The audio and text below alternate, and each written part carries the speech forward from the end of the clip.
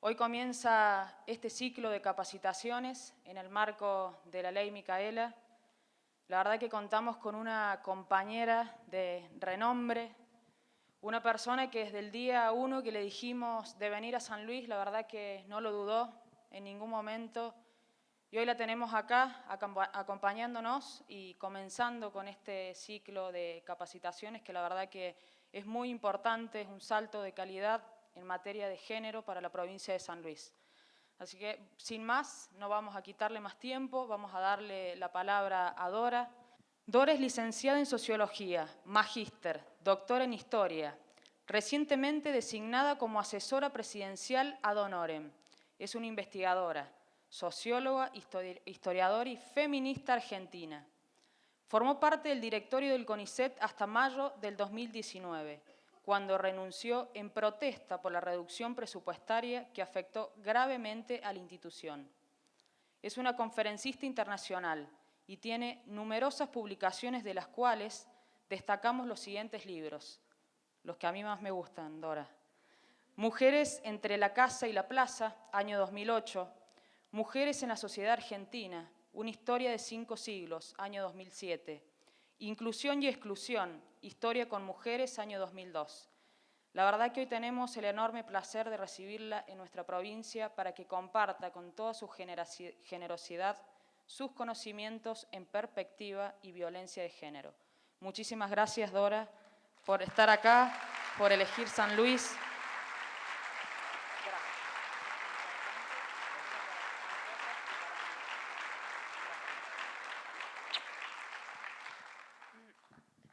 Bueno, muy buenos días a todas, a todos, a todes. Es un enorme placer estar acá. Era para mí una obligación moral aceptar esta invitación que me giró la provincia a través de la Secretaría de Mujer, Diversidad e Igualdad. Es un nombre particular que tiene este instrumento fundamental del Estado para actuar. Lo digo porque el término igualdad ha sido usado pocas veces en España, en ministerio, que luego en realidad se le acoplaron otras designaciones más.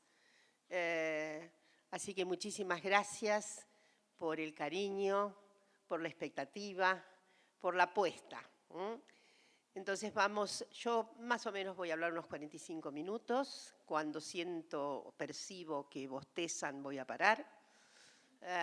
Entonces, hay una obligación del Estado, el Estado argentino todo, desde luego la provincia ha adherido a la ley Micaela. El Estado se obliga al cumplimiento de la ley Micaela. Brevísimas líneas a propósito de quién fue Micaela García.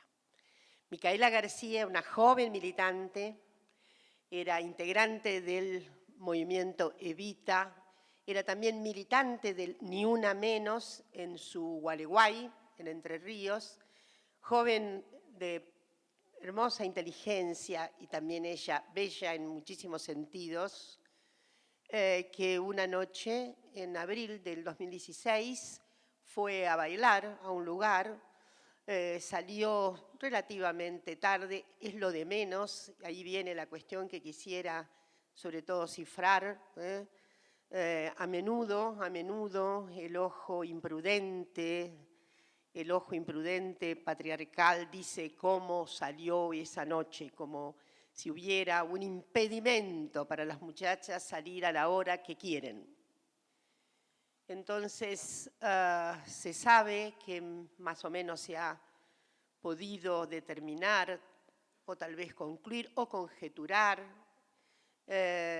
Ella dudó en pedir un remis, en pedir un auto para que la buscara y sortear, en fin, cualquier circunstancia aciaga que de todas maneras no fue impedida.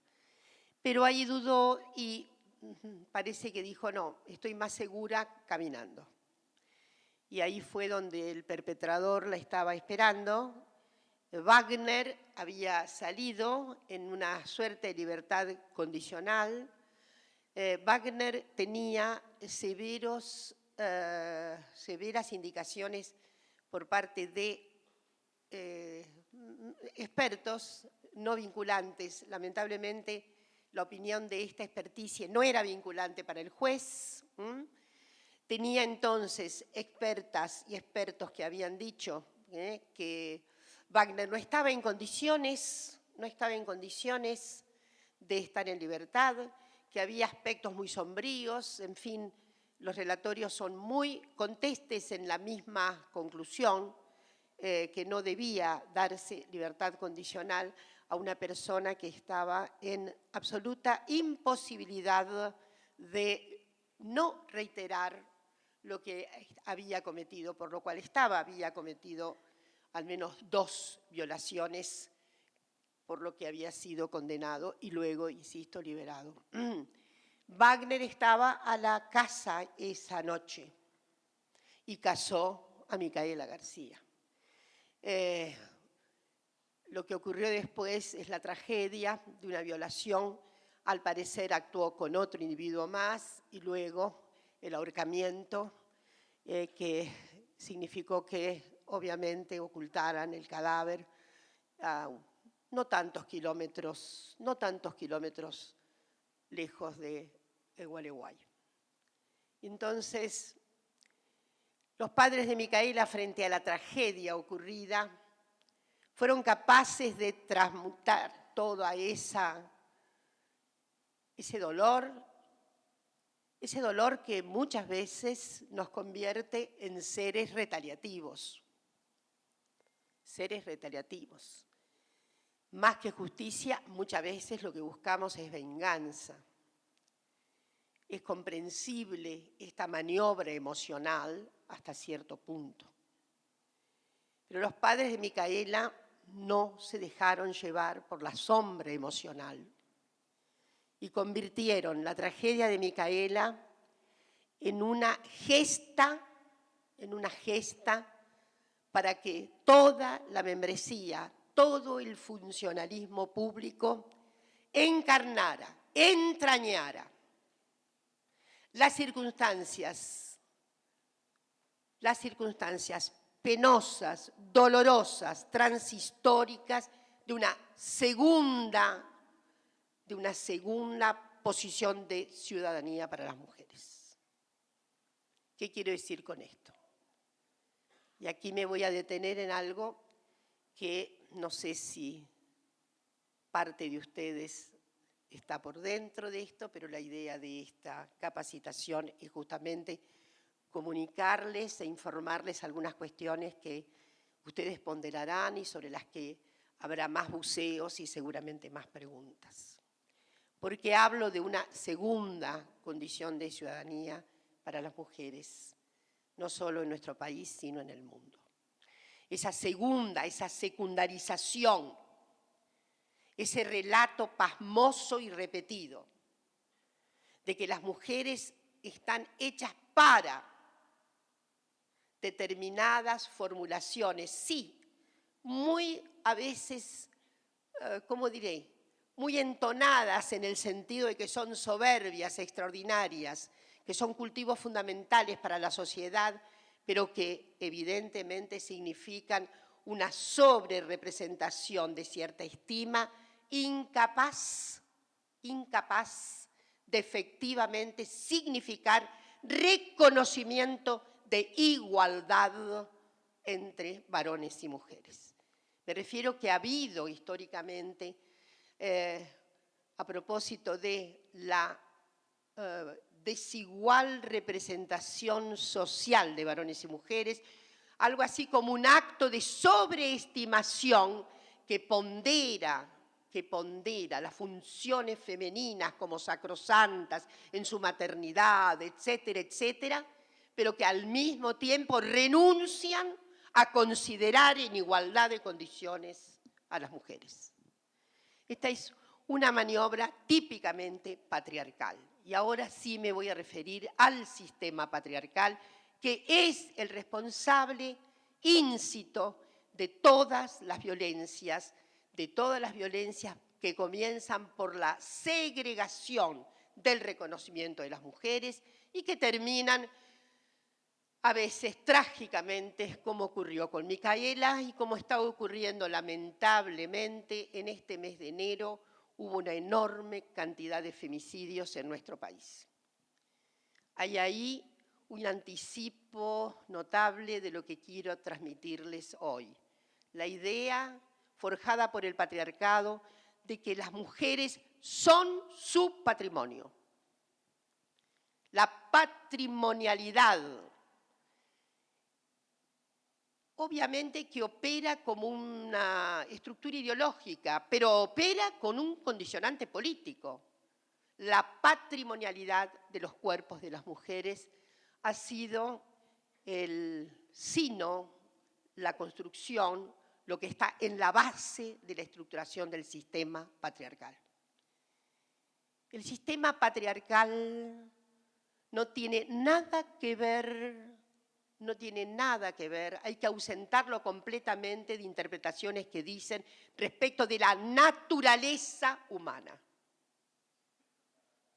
A menudo se ha interpretado que la jerarquía que divide ominosamente una superioridad de los varones en la regencia social, política, científica, etcétera, tiene que ver con la construcción natural de los seres humanos. Con esto se ha querido significar que es la naturaleza la que ha prodigado las condiciones disímiles, diferenciales, jerarquizadas de varones y mujeres. Quisiera decirles que la naturaleza no tiene nada que ver con ninguna jerarquía sexogenérica. La naturaleza nada sabe acerca de ese procedimiento culturalmente forjado en un momento determinado de la historia. La otra cuestión que se alega a menudo es que, bueno, no es la naturaleza, entonces es lo sobrenatural. Dios ha querido que haya una diferencia jerarquizada entre funciones que deben ser desarrolladas por las mujeres, deben ser obviamente activadas por las mujeres y Dios dice que los varones deben ser regentes, deben estar más empoderados, deben ser obviamente la máquina propulsora en términos de creación científica, cultural, política y demás. Quiero decirles que Dios no está enterado de esta maniobra. Dios nada tiene que ver con el diferencial jerarquizado entre los sexos. Nada tiene que ver. La verdad es que la condición humana es la condición de la especie que somos, especie Homo sapiens sapiens, y que deriva de una serie de concatenada o no a lo largo de muchísimos e insondables tiempos. La especie humana se constituyó como tal a propósito de mutaciones y mutaciones y mutaciones. Y la especie humana como tal, la que hoy somos y seguimos en evolución, tengo que decirles algo, la evolución no para.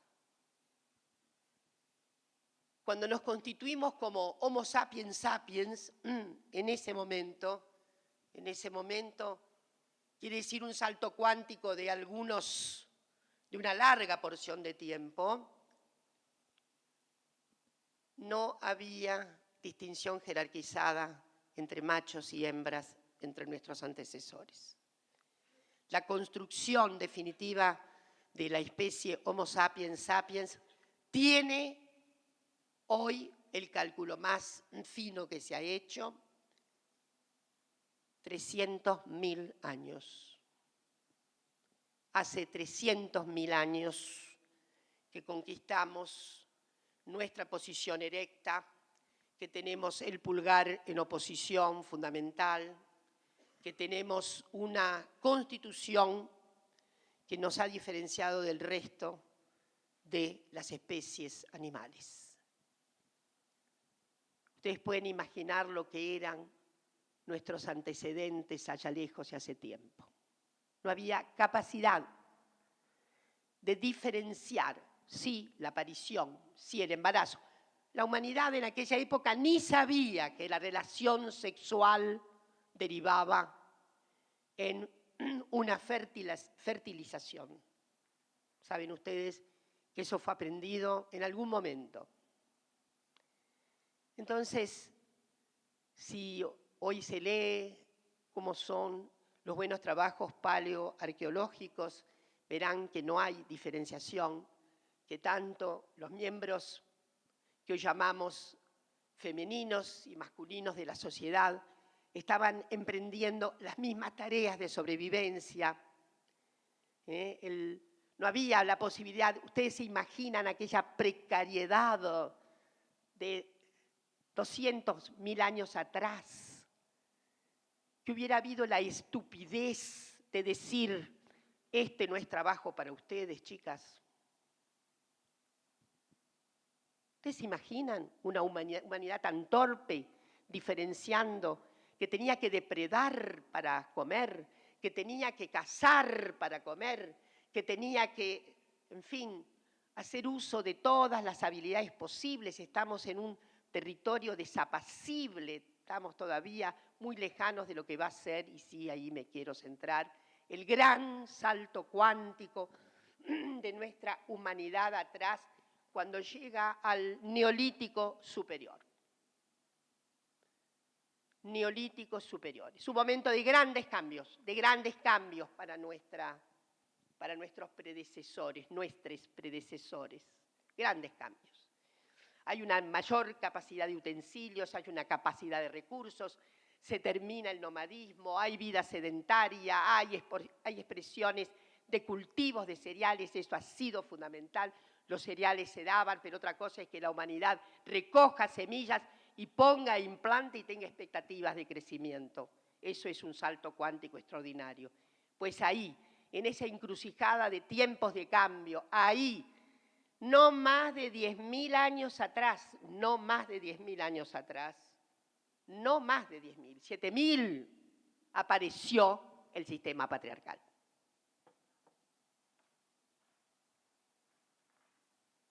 Este largo silencio quiere decir que profundicemos.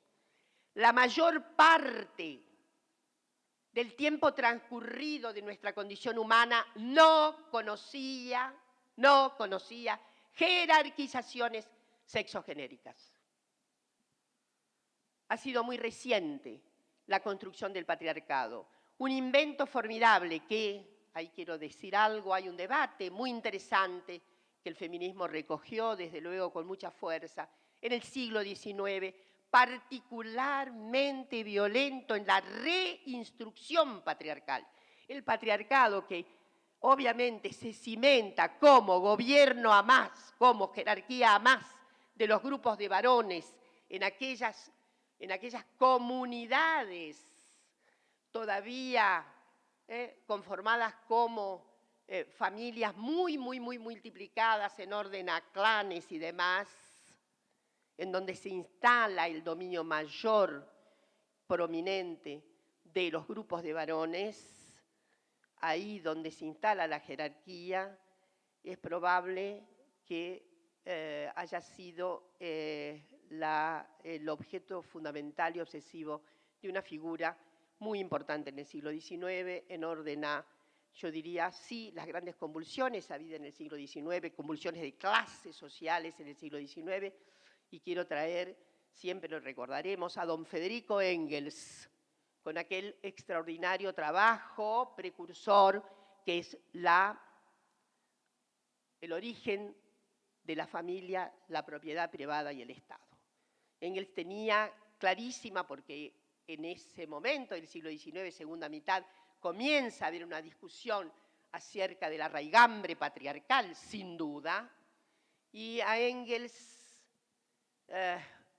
lo orientó muchísimo, una figura notable, un gran protoetnólogo, Morgan, que había estudiado las comunidades primitivas en el estado de Nueva York, y había analizado cómo era la estructura de la familiaridad, en fin, y allí descubrió los lazos que todavía tenían, las relaciones de parentesco y demás, en comunidades que todavía no habían aquilatado los gobiernos patriarcales, por así decirlo.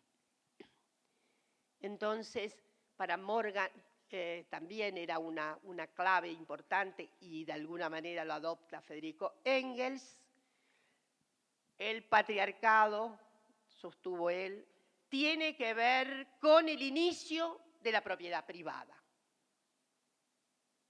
Sí, antes no había propiedad privada, pero la propiedad privada de que habla argumentativamente Engels con relación a este periodo tan lejano de la comunidad humana, tiene que ver con la propiedad clánica, no es el burgués dueño de la propiedad, ¿está claro? La propiedad es clánica. Pero ahí hay una argumentación nueva. Este territorio es mío, este recurso es mío, es nuestro, dirá un grupo clánico y se peleará con otro. Entonces, esa estructura matricial de los actos de propiedad luego significan propiedad sobre determinados seres. La propiedad de las mujeres, la propiedad de los más débiles. Entonces, para Engels, la clave del patriarcado estaba en el inicio de la propiedad privada. Ese texto fue muy importante para los debates feministas que vinieron a tono después de los años 60. El feminismo tiene una curva, después me demoro 5 minutos en eso, y una recreación extraordinaria a propósito de los reverberos notables traídos por las encrucijadas de los años 60, en que hay otro feminismo, otras son sus urgencias, otra es su textura conceptual. Entonces, el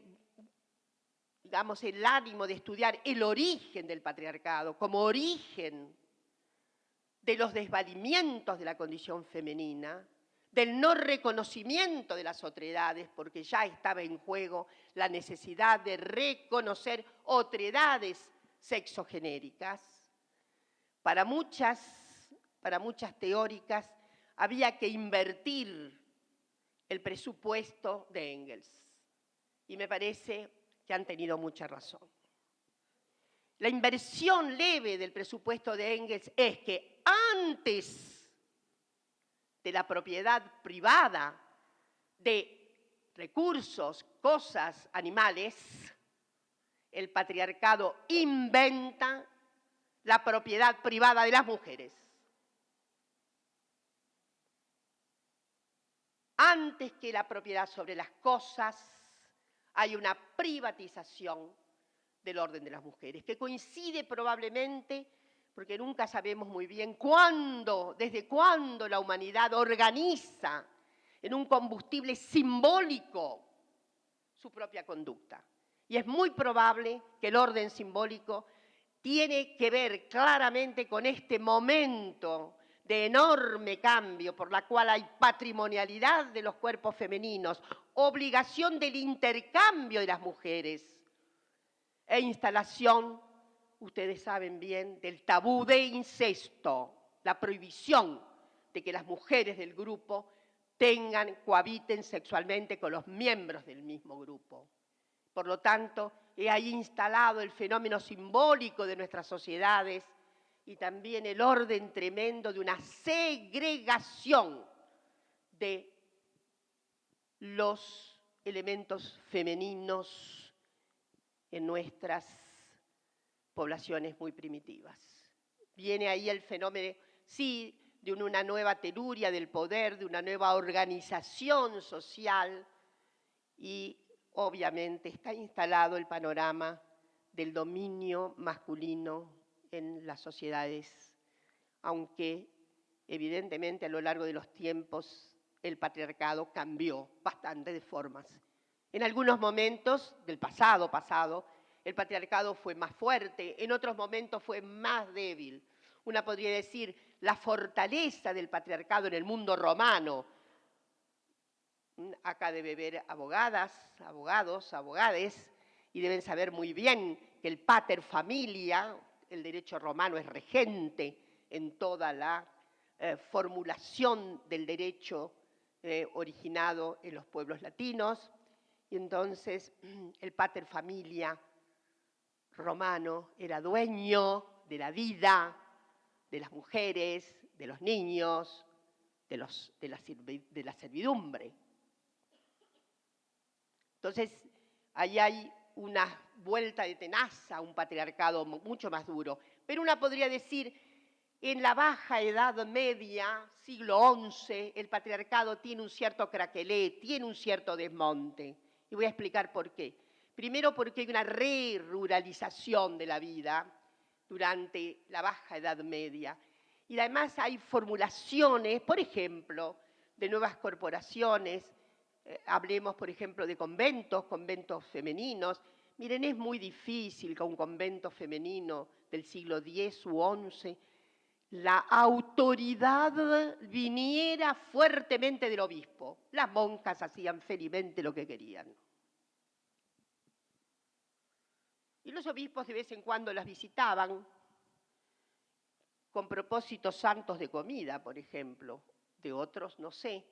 Pero la verdad es que es muy difícil decir que esas comunidades estuvieran regidas, inclusive por el propio Papa, porque la propia figura del Papa en la Baja Edad Media tiene aleteos muy dispares en el sentido de primero porque hubo hasta 2 papas, etcétera, hubo grandes conflictos y es probable que a la luz de esos grandes conflictos el mujerío se organizara de una manera un poco más libre. No digo que no exista patriarcado, digo que las formas son mucho más evanescentes. Pero luego viene, sí, una reconstitución patriarcal, el dominio del Renacimiento, por ejemplo. Hay una gran feminista, una gran historiadora, que se preguntó de manera ilocutiva, es decir, de manera un poco tramposa, porque su pregunta ya contiene la respuesta. ¿Tuvieron las mujeres Renacimiento? No. ¿Por qué digo esto? Porque ahí hay un momento en que los varones tienen una nueva capacidad de individuación. El Renacimiento es un corte que significa que para muchos varones, sobre todo para los mejor localizados socialmente, haya más potencialidad individual. El Renacimiento es algo así como una prefigura el molde demorado, es cierto, de la gran subversión de la individualidad en el camino de 1789 a la modernidad del siglo XIX. Y ahí sí quiero demorarme 5 minutos en decirles que es el nuevo orden burgués el que triunfa en 1789 políticamente, pero el triunfo de la economía capitalista se ha ido dando a lo largo de algunos siglos. Hay una discusión acerca de desde cuándo hay formulación capitalista y es todo un entretenimiento para otro día, seguramente. Lo cierto es que sí, en el siglo XIX ya tenemos conformado un nuevo orden societal con una burguesía que no es muy extensa, pero es muy vigorosa y muy decidida en el ordenamiento social. Entonces, los nuevos estados-nación que emergen bajo las configuraciones efectivamente ya mucho más telúricas de orden burgués que de otros segmentos sociales, nuestras repúblicas americanas, el Estado emerge con una unción absolutamente repatriarcalizada en el siglo XIX. Y ahí una ruptura notable de derechos. Hay un trámite que significa que las mujeres van a perder derechos a propósito de la nueva codificación civil. Los estados ordenan primero las relaciones de género, y lo voy a decir fuertemente. Lo que primero hace el Estado moderno es ordenar relaciones de género. Para eso dictamina cómo es la potestad de los maridos. ¿Cómo es la potestad de los maridos? Ustedes recordarán que las mujeres no podían educarse, no podían comerciar, no podían, obviamente, tener trabajo sin la autorización del marido. Código Napoleónico 1804, hartamente repetido en todas las latitudes de América Latina. Nuestro Código Civil, el de Vélez Arfiel, dice exactamente eso. Nuestro código se tramita en 1869, finalmente se pone en ejecución en 1871 y es proverbial el principio de acatamiento de la cónyuge al marido, al punto que no puede ni siquiera ir a los tribunales sin su consentimiento. Y algo aún más pavoroso.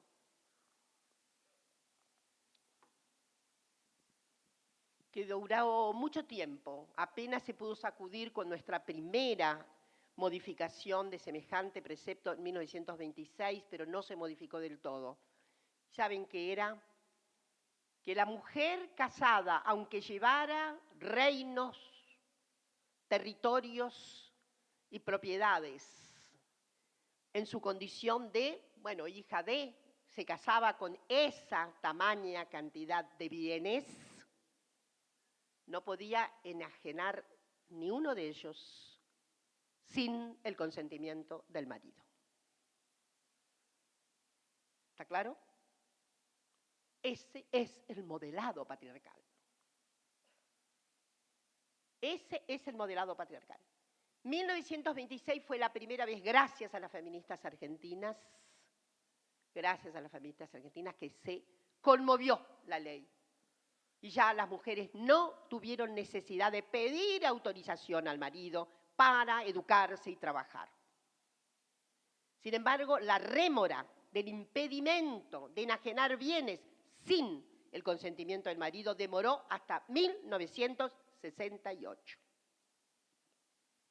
Siempre digo que tenemos que estudiar mucho al ministro Borda, que en plena dictadura de Onganía, durante la dictadura de Onganía, el ministro Borda, seguramente inspirado en su clase social, se daba cuenta de la brutal injusticia que significaba que mujeres que eran dueñas de todo San Luis debían requerir la autorización del marido para el trámite de enajenación de un pequeñísimo terreno o de una casa o de otro valor, de otro bien valuado. Y fue el ministro Borda el que terminó con eso. Yo era joven y era militante. Y como no era feminista, no me di cuenta del significado extraordinario que tuvo esa modificación producida por el ministro Borda. El ministro Borda seguramente no lo hizo pensando de modo feminista, sino de modo funcionalmente de clase, pensando en las mujeres de su clase, muchas de ellas separadas, que todavía tenían que pedir el consentimiento del marido para enajenar bienes. No puedo dejar de señalar que ha sido el orden burgués el que ha perpetrado la diferencia singularmente anclada en régimen de vida privada, régimen de vida pública. El régimen de vida privada, sí, ahí pueden estar ellas. Son, como decía un famoso poeta inglés, declaradas ángeles del hogar. Ángeles del hogar. Ángeles que hacen todo el servicio doméstico solo por amor, exclusivamente por abnegación. Y que están obligadas normativamente y además por el imaginario social a no revelar nunca una condición de oposición a ese mandato señero de ser la lumbre permanente del hogar. Mientras su moral debía ser acatadísima a la norma, completamente regulada por una moral sexual que fijaba en que el único hombre que podía conocer una mujer era su propio marido y que, obviamente, el sistema, el propio sistema penal, se encargó gravemente de distinguir cuáles eran los regímenes diferenciales frente a las llamadas traiciones del régimen matrimonial. El varón, para ser declarado un competente traidor, tenía que amancebar a una mujer. Pero una mujer era condenada por adúltero apenas por el registro de alguna insinuación. Saben que el adulterio tenía penas y la penalización mayor recaía sobre las mujeres porque la evidencia era de tamaño, digamos, diferencial, de tamaño diferencial para un juez. Insisto, adúltero era aquel que finalmente llevaba a una mujer a convivir de modo continuado a su casa. Pero una mujer era adúltera, tal vez porque el marido decía que la había visto rondando, quién sabe, una casa de citas. Y se penalizaba. Vean ustedes cómo han cambiado las cosas. El adulterio no tiene ningún significado penal hoy día. ¿Gracias a qué? A las grandes luchas feministas. El adulterio carece hoy. Si hay, por casualidad, alguien que quiera emitir un improperio contra alguien diciéndole adúltero, sería de toda ineficacia. Entonces, la fragua del patriarcado es una fragua íncitamente violenta. Voy a recordar algo más, que no estaba tan formulada dentro de las primeras agencias por derechos presentadas por las mujeres, ese cauce que hace agencia por los derechos de las mujeres, se llama feminismo. Es eso, derechos de las mujeres, no derechos contra los varones. Es absurdo. La agencia de las mujeres está contra el patriarcado, pero no contra los varones, es un disparate. Y voy a recordar que las feministas del siglo XIX fueron en muchas oportunidades acompañados por muchos varones de buena fe. El gran surgimiento telúrico que tenemos como un hito en la historia del feminismo, la gran asamblea de Seneca Falls en Estados Unidos, en una capilla metodista cerca de Nueva York, ahí donde surgió la primera asamblea conocida como una asamblea, que hoy llamamos feminista. De esa asamblea participó un 30% de varones. Había en aquel momento parejas feministas. Ella era pro derechos de la mujer y su marido acompañaba esa procura. Y les voy a decir que el feminismo no solo era la lucha por los derechos de las mujeres, sino las luchas por abolir la esclavitud. El abolicionismo fue una de las marcas iniciales de los primeros feminismos. Peticionar por el fin de la esclavitud de las personas que habían sido traídas, sobre todo afrodescendientes o africanos ellos mismos, traídos de manera tan vituperable para la condición humana como esclavos. Y la lucha antiesclava fue encarnada, de hecho, así surge el feminismo. Voy a recordar esto porque a menudo se piensa que las feministas son unas soberbias individualistas que solo piensan en sí.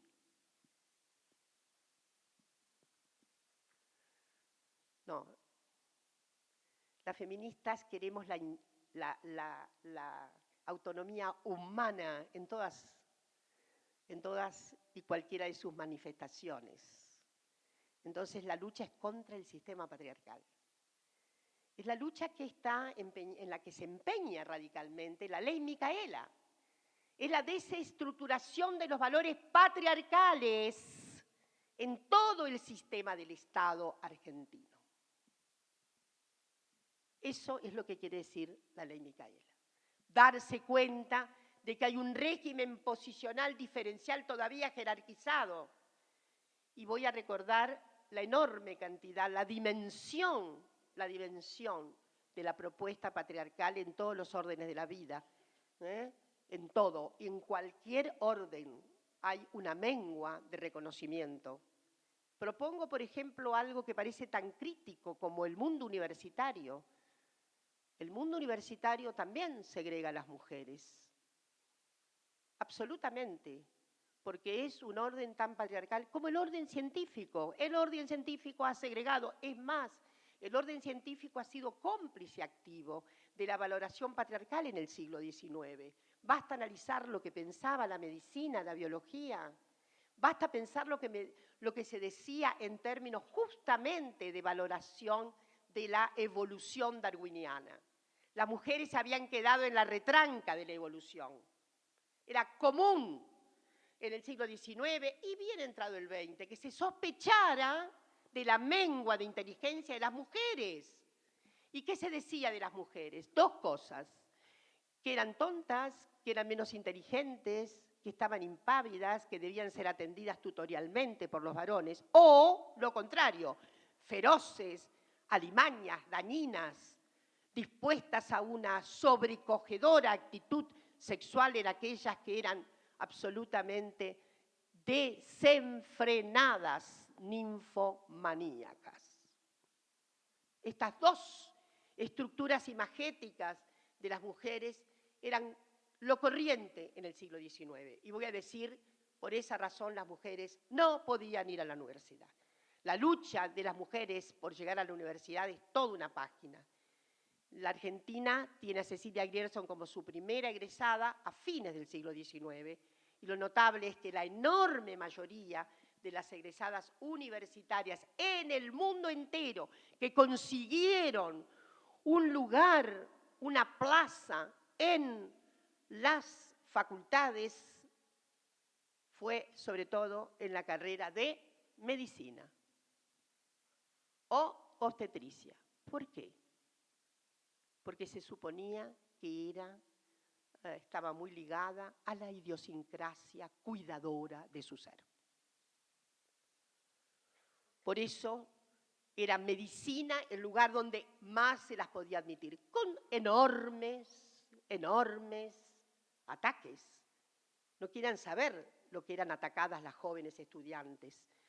Voy a recordar apenas que el sistema notable inglés, el de Oxford-Cambridge, las admitió entre los años 1869, 1868, 1870, con tantísima penuria por parte de esas chicas que ese sistema tan importante de formación académica como es Oxford-Cambridge, solo de manera excepcional entregaba los degrees completos a las jóvenes que egresaban. Solo de manera capilar y excepcional. Algunas pudieron doctorarse, como Rosalind Franklin, la famosa descubridora de la doble hélice del ADN, a quien no se le entregó el premio Nobel porque lo recibieron sus compañeros que en gran medida se incautaron del material de Rosalind Franklin y Watkins Crick y alguno más, que recibieron en 1953 el máximo galardón sin que ni uno recordara a Rosalind Franklin, que murió poco tiempo después a raíz de un cáncer contraído justamente por el sobreejercicio de estar expuesta a la radiación, ya que era con rayos X, cuya famosa fotografía la pueden ver por ahí en internet, la fotografía número 51, donde se ven los vestigios de la doble hélice del ADN. Me he ido por otro lugar, pero todo tiene que ver con lo mismo. Me quedan creo que 5 minutos más y quiero decirles que estas referencias son fundamentales para comprender el sentido de la ley Micaela. Cuando los padres de Micaela iniciaron la saga por esta ley, evidentemente tuvieron noción del diferencial jerarquizado, de lo que significa todavía que muchos sujetos masculinos piensan que los cuerpos de las mujeres les tributan. La Argentina alteró notablemente el cuerpo jurídico en orden a atender los derechos femeninos. Recordé 1926, la primera ley. No puedo dejar de recordar 1947, cuando las mujeres ganamos, gracias obviamente a los empeños de Evita, estoy segura, si bien la saga era notable, todas las feministas argentinas en los años 20, sobre todo en los años 20, habían hecho un bastión para conseguir el derecho a la ciudadanía, que lamentablemente abortó en la Cámara de Diputados. Se consiguen los votos necesarios para sancionar la ley del sufragio femenino, pero en el Senado, 1932, nunca fue abierto. Hay que esperar a 1947. De modo que tenemos ese gran derecho en 1947 y sobre todo voy a recordar que sí, esto es un empeño particular de esa gran fuerza popular que fue el peronismo, el hecho del mayor reconocimiento relativo de las mujeres con relación a otras fuerzas sociales.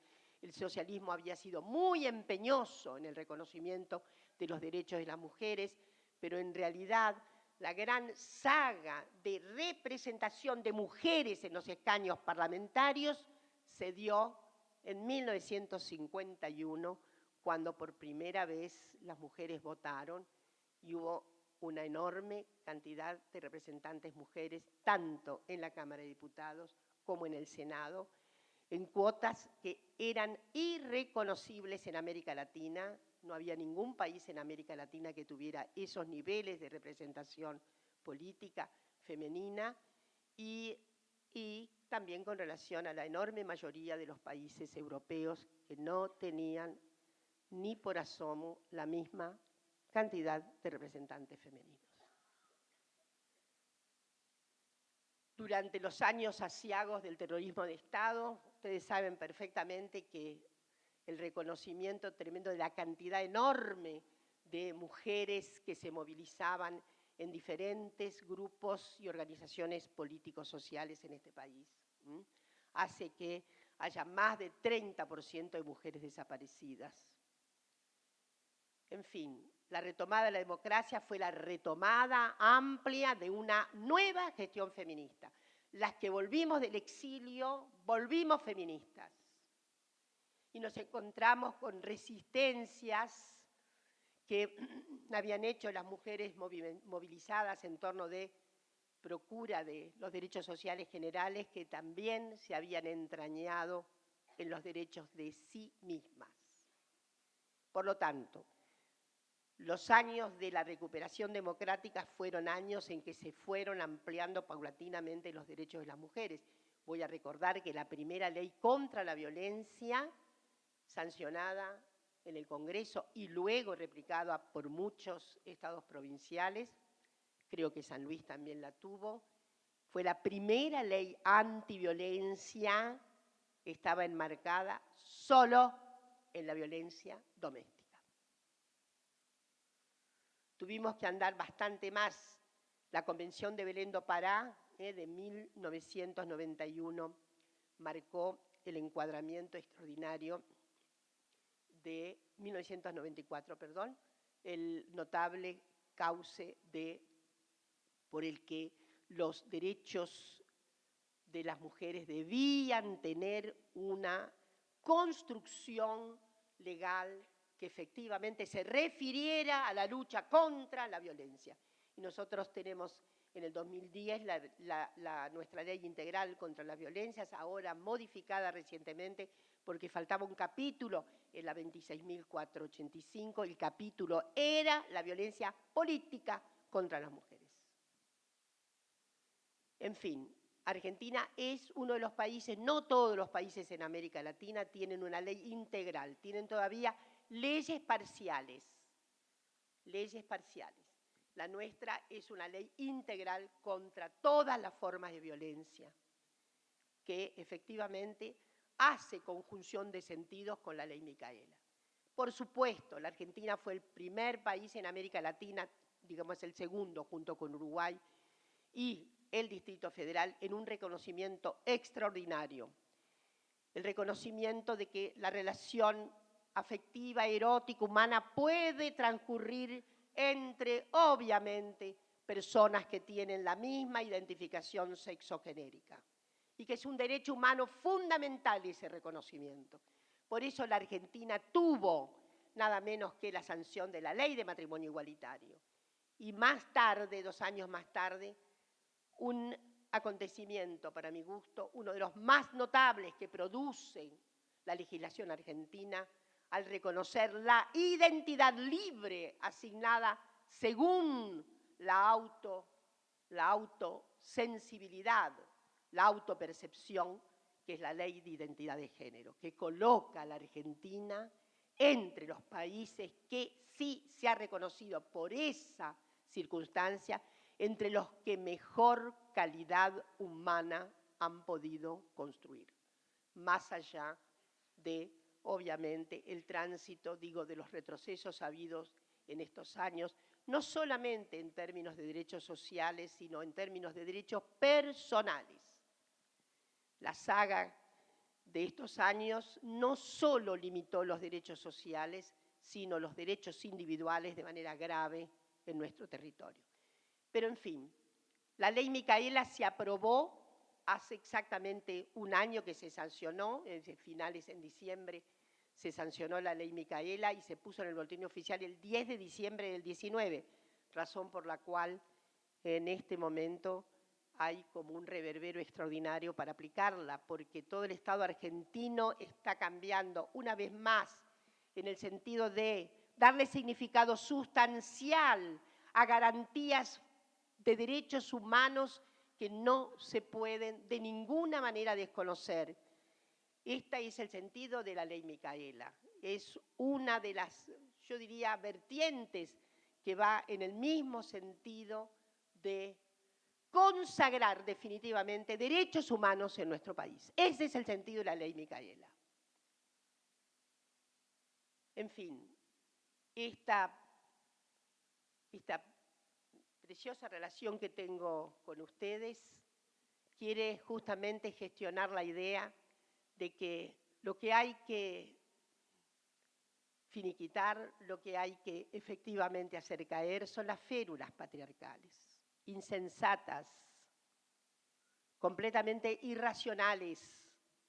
Hoy se sabe perfectamente que no hay ninguna diferencia entre la potencia masculina y femenina respecto de inteligencia, capacidad de laboreo, normas que tienen que ver obviamente con la gestión más compleja de la vida económica y de la vida de la administración pública, que efectivamente solo notas de sinrazón absolutamente legitimadas por usos y costumbres que no se podían consagrar sino a los efectos telúricos de repetir y de inculcar,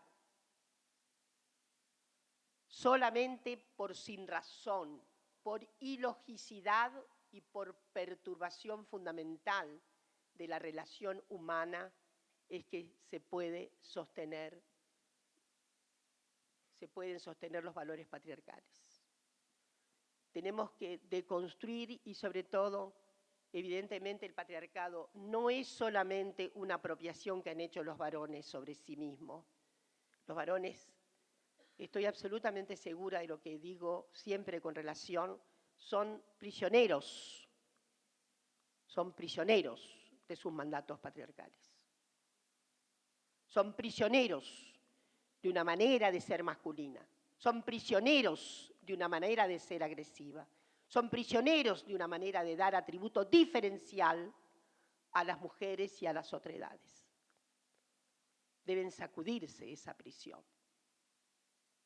Deben desconfiar de mandatos que no tienen ninguna razón, que no se sustentan, como digo, ni en la naturaleza ni en lo sobrenatural. Por lo tanto, estoy segurísima que dentro de algunos años este tipo de conversación casi no tendrá sentido, que este tipo de obligaciones por parte del Estado no tendrá sentido. Estoy segura de que habrá otro tipo de mentalidad, otro tipo de estímulo a la sensibilidad de nuevos sentimientos renovados, en el sentido paritario, equitativo, igualitario respecto de derechos. Yo soy aquella que cree fundamentalmente que la diversidad humana es lo más bello que nos está aconteciendo. Felizmente somos diversos, diversas, diverses. Y eso debe dar enjundia a la idea fundamental de una interacción humana auténtica, libre, cooperativa. Estoy segurísima de que la aplicación de justicia es sobre todo la que tiene un sentido de mayor rémora todavía, a pesar, creo de que no soy enteramente justa. Gran parte de la membresía de quienes están aplicando justicia está sensibilizado frente a los nuevos derechos. He visto algunos fallos obviamente muy malos, pero también estamos viendo fallos muy interesantes en la renovación absoluta conceptual. Ya no se admite ligeramente una violencia ejercida contra una mujer o contra una persona localizada en el arco de la diversidad sexogenérica. Es inadmisible, aún porque nuestra ley penal también cambió notablemente, administrando obviamente, no el concepto de femicidio, que no lo dice tal, pero sí, digamos, no es el Código Penal no habla de femicidio, pero hace toda explicita absolutamente, sin nombrar femicidio, la caracterización como femicidio o como una calificación que también aproxima el Código Penal argentino en ese punto. Las penas tienen la misma maximización si se están ejercitando, si el homicidio se ejercita por razones de sexo, de divergencia sexual, de orientación sexual o por odio étnico. La pena se maximiza.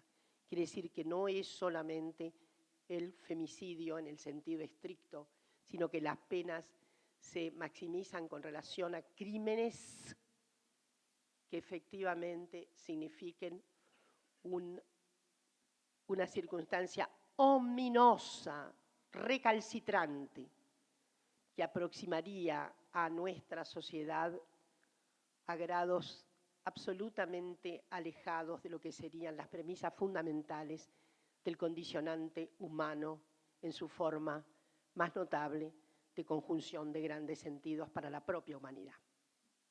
En suma, la ley Micaela está para hacer más democráticos nuestros vínculos, para que pensemos cómo recreamos los vínculos de la interacción humana. La ley Micaela está para que cada uno de los funcionarios, al administrar su parte fundamental de gestor del Estado, piense y repiense en sentido generizado, en sentido de saber el significado profundo que tiene para la construcción sexogenérica.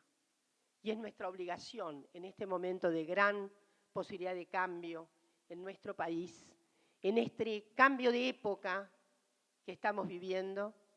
Yo estoy segurísima de que la aplicación masiva de la ley Micaela significará nuevos estándares fundamentales para un Estado comprometido, digo, con los derechos humanos, con los derechos de las mujeres, con los derechos de las otredades, con los derechos íncitos de aquellos que son humillados, perseguidos y atacados por una condición que remite a una formulación adversa para la condición humana.